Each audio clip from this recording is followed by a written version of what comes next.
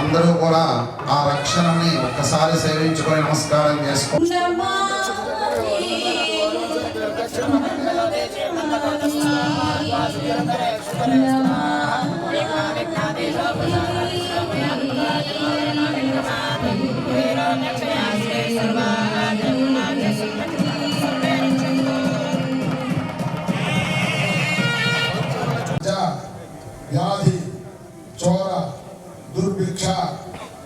वृष्टि राजबाधादि सर्वोप द्रव सांचन संभवता कालेन संभवता द्रव्येण संभवद्भिः शास्त्रे विधिमवलम्ब्य श्रीभूनीला सहित श्री श्रीनिवास स्वामिनः दिव्य सन्निधौ विराज मानस्य रामचंद्र स्वामिनः प्रीत्यर्थं सीता परिणय महोत्सवं यथाशक्ति आचार्य मुखेन अहं कारयिष्ये।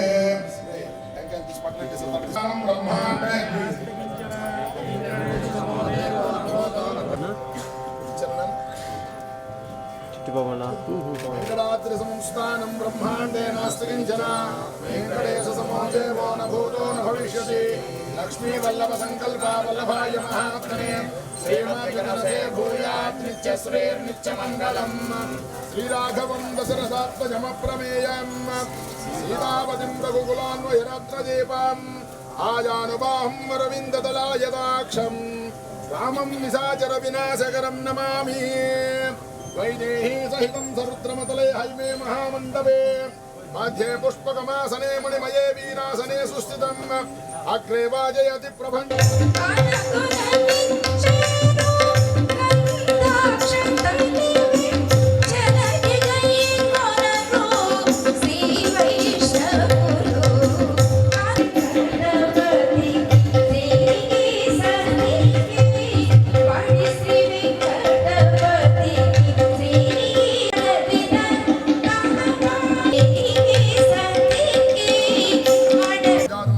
రామచంద్రమూర్తి వారి కళ్యాణంలో మధుర గాయనిమణి రేవతి గారు, మరో గాయకులు శంకర్ గారు, తబలా మీద సీనియర్ కళాకారులు బాబురావు గారు, హాజరు కాబోతున్న కళ్యాణ్ గారు, అలాగే అందుకనే రాముడు అంటేనే అందరివాడు. ఏమి రామాయణానికి ఉన్న గొప్పతనము అని అడిగింది శాస్త్రం. క్రమము, పద్ధతి, సిద్ధాంతం, ఓ క్రెడిబిలిటీ, ఓ వాల్యూస్, ఓ మానవీయ విలువలు, ఓ నైజం, ఓ ధైర్యం, ఓ రాజుకున్నటువంటి లక్షణం. ఇది రాముడి యొక్క క్యారెక్టర్. రాముడిని పూజించడం, సేవించడమే కాకుండా రాముడు ఆచరించినటువంటి మార్గం జీవుడు నడవాలి. రాజ్యం అంటే ఏమి, ప్రజల బాధలంటే ఏమి కాదు అన్న ఎరి రాముడు కాదు అన్నాడే. ఒక రజకుడు అన్న మాటకి రాముడి మనస్సు చివుక్కుమన్నది. సీతమ్మ గర్భవతిగా ఉంటే ఊరవతల వదిలేయాల్సి వచ్చింది అడవిలో. ఆమె రోయ్ హాస్పిటల్లో కనలేదు, కార్పొరేట్ హాస్పిటల్లో కనలేదు, మంత్రసాని దగ్గర లేదు, ఆశ్రమం, అగసాట్లు, ఇబ్బంది. అప్పుడు కన్నది ఇద్దరు బిడ్డల్ని, లవకుశల్ని. హరికథలు మొదలు పెట్టిందే రామచంద్రమూర్తి వారి కుమారుడు లవకుశలు. రామకథ ప్రపంచానికి చెప్పారు. అలాంటి చరిత్ర బిడ్డలైనా భార్య అయినా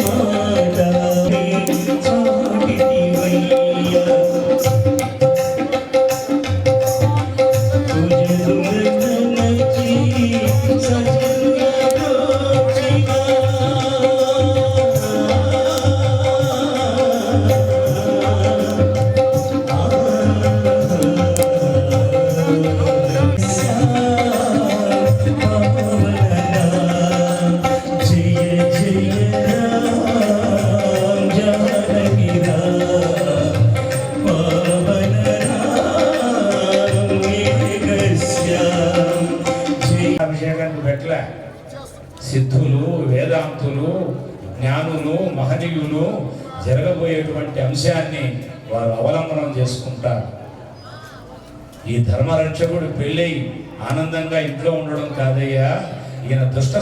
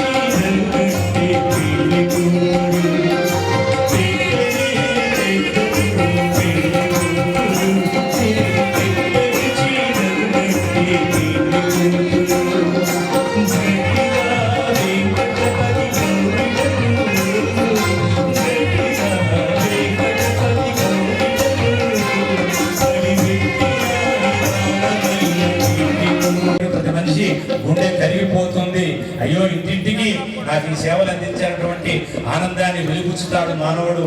అప్పుడు మా కళ్యాణ్ కూడా కీబోర్డు నాతో పాటు ఎత్తుకొని తిరుపతి వీధుల్లో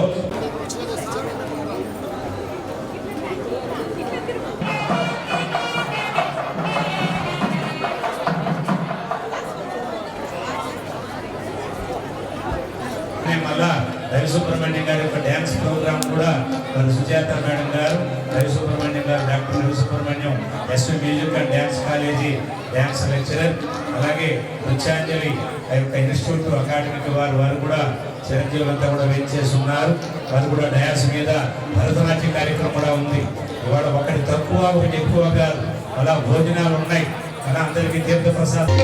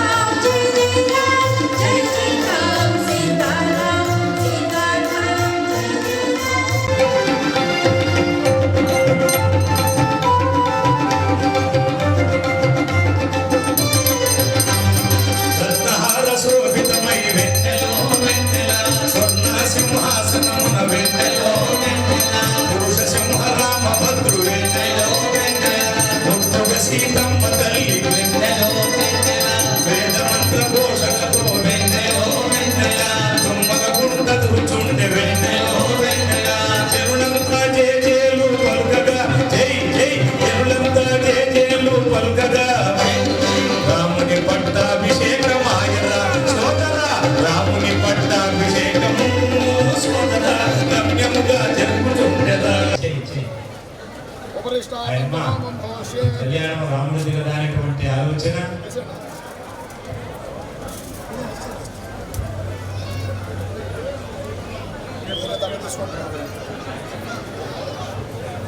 फल निर्या फला पुष्प फल निर्या फला पुष्पायास्य पुष्पिणी द्रौपदी प्रसूत हस्तानो मुंचन गुम्मतः